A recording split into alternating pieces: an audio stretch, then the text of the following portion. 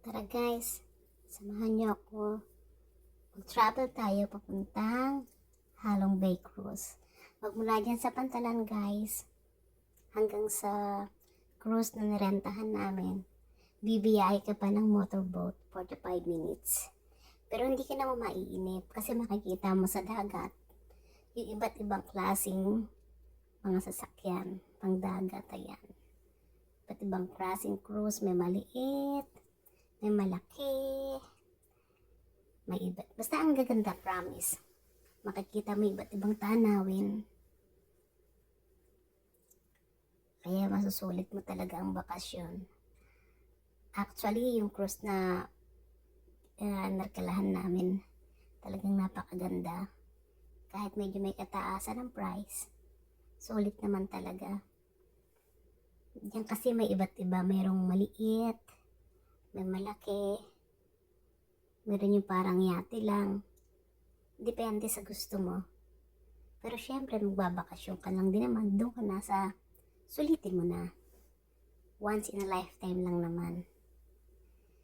Ang gaganda niya. Alam mo, dun sa pinuntahan namin na cruise, meron siyang swimming pool, may spa, may body scrub, basta lahat ng pampaganda nandun na. Tapos free yung food, free yung breakfast, yung tanghalian, at saka yung hapunan.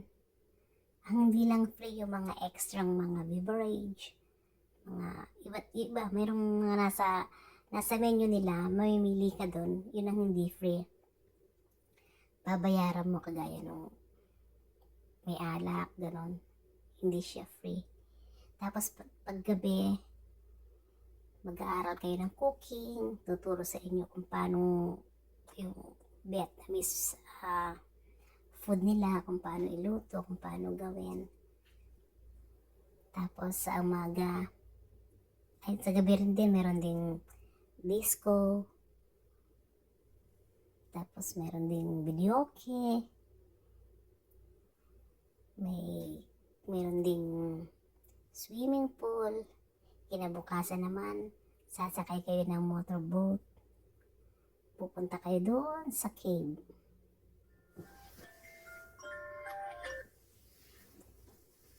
Talaga napakaganda.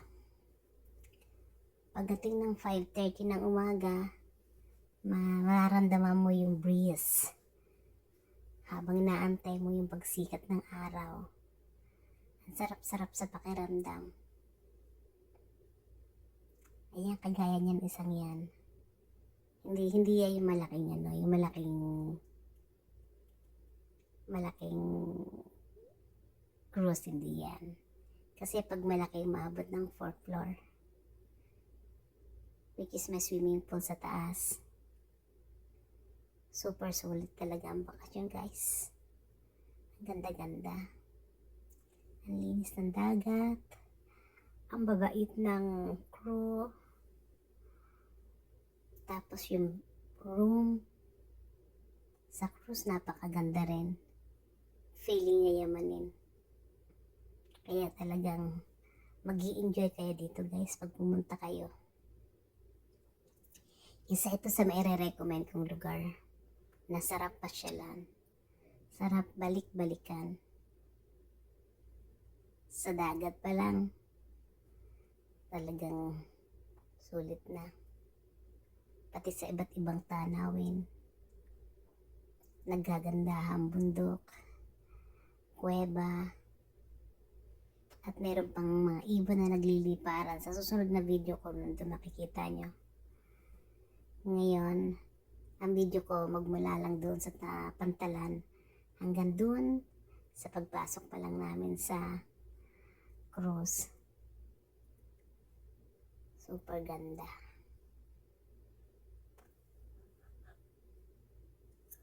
Sulit na sulit. Babalikan ko tong lugar na to. Promise. Tsaka masarap din dito pag yung bagong honeymoon. Pag mag-honeymoon kayo, bagong wedding. Kaya yung kakasal dyan, siguro ito yung magandang ipangregalo. Pasyalan. Ticket papuntang Halong Bay. At isa o dalawang gabi sa cruise. Sarap dito guys, promise.